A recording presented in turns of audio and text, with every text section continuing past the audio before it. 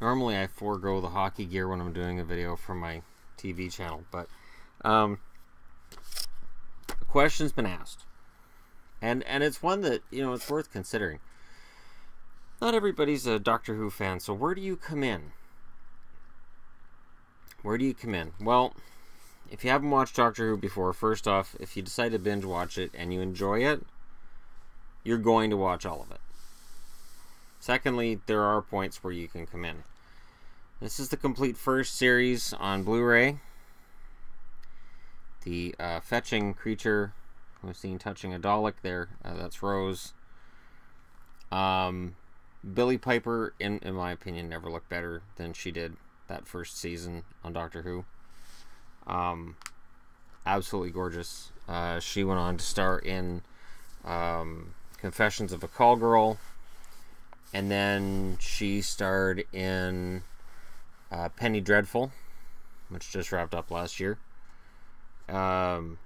Underrated actress. As I said, very naturally pretty.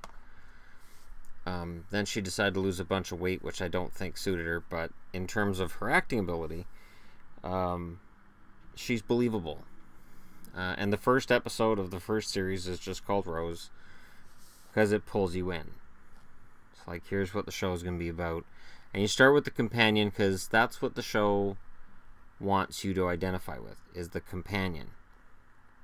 You're not going to identify as much with the Doctor because the Doctor's been alive for, at this point, it's 2,000 years with 12 different faces and, 13 if you include the War Doctor. But the companion is your connection to him. Now, if you're like, I don't feel like going through that, well, then you can go through and start with Series 2. And you can start with Series 2 because it's right after Regeneration. After Regeneration, the series changes. One of the things about Doctor Who that I think is the good thing about the series, and probably prevents some people from watching it, is the Doctor's going to die. After every 3 seasons on the show, the Doctor's going to die. Now, Series 2, that is David Tennant, who may be known as Kilgrave to Jessica Jones fans. He will always be the Doctor to me. He is very, very, very, very, very popular. Even now, there are many people saying that when Peter Capaldi steps out, well, why don't we bring back David Tennant? Because he did it. And the last thing a new showrunner wants to do is bring in a previous Doctor to work with. Part of the reason that Capaldi's stepping out and they're letting go of the actress who's just been brought in as the companion for this season is they want a fresh slate for the new showrunner. I think Capaldi's getting tired of it. There was an article on, I think it was Cineblend, about how Capaldi... It was funny because the article was that Capaldi gets tired. And he's kind of... The schedule's kind of hectic. It says, but they only make 12 episodes a season. And then they throw in, it's taken 10 months to film these 12 episodes, so they're probably really difficult. And I'm like, wait a minute. You can't call them lazy because there's only 12 episodes compared to an American show which has 23. Since an American show is usually on a stage, usually got canned laughter if it's a comedy. They're usually very formulaic, very easy, paint by numbers. Criminal Minds, I love the show, but honestly, a lot of episodes are just interchangeable. You just change you tweak a few minor things and you got a brand new episode. Doctor Who is not like that. Doctor Who can go across anywhere in space and time. And there's any number of enemies you can have in it. Some of it's fun, some of it's stupid, some of it's great. And all of it is enjoyable to get through. So if you're like, yeah, but Shannon, I still don't want to start with season 2. Fine. Go with Matt Smith then. Season 5. The 11th Hour is the first episode of Matt Smith's.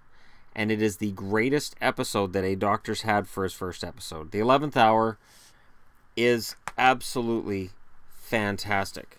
I remember watching on Netflix. It's not on Netflix anymore.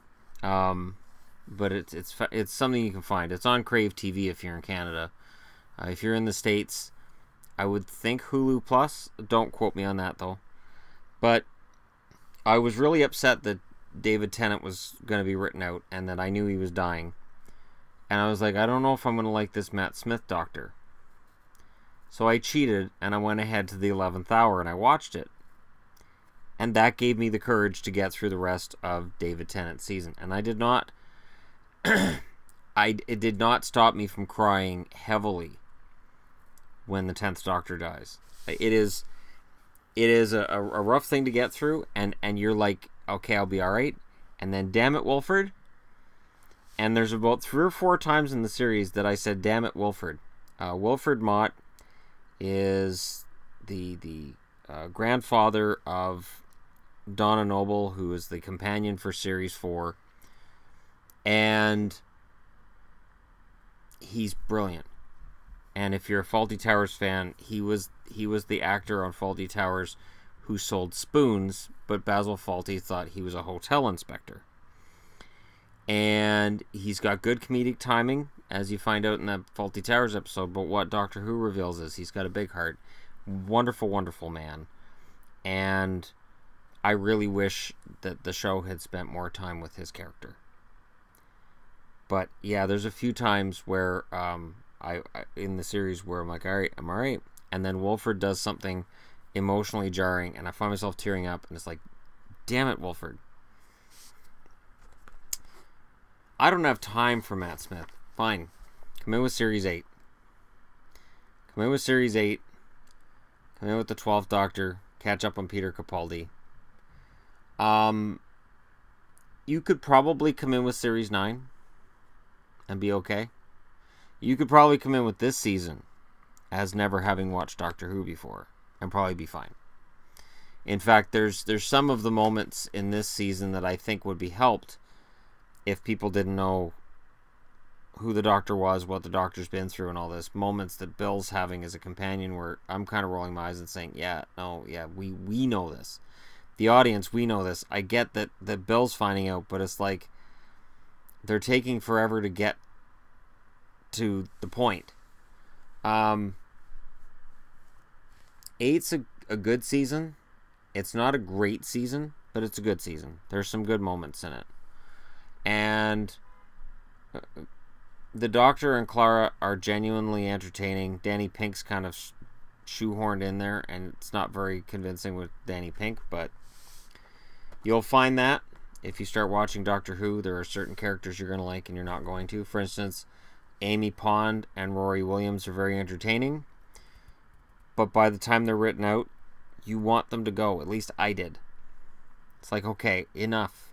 There's only so much melodrama I can handle in my science fiction before I start getting upset. So, Doctor Who is a show that I was on the fence about myself until 4 years ago.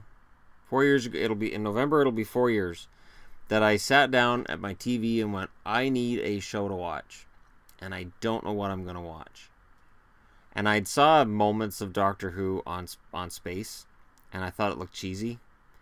I thought the inside of the TARDIS looked cheesy. I'm like, oh, that looks like crap. Oh, I can't do this. And I turned it off.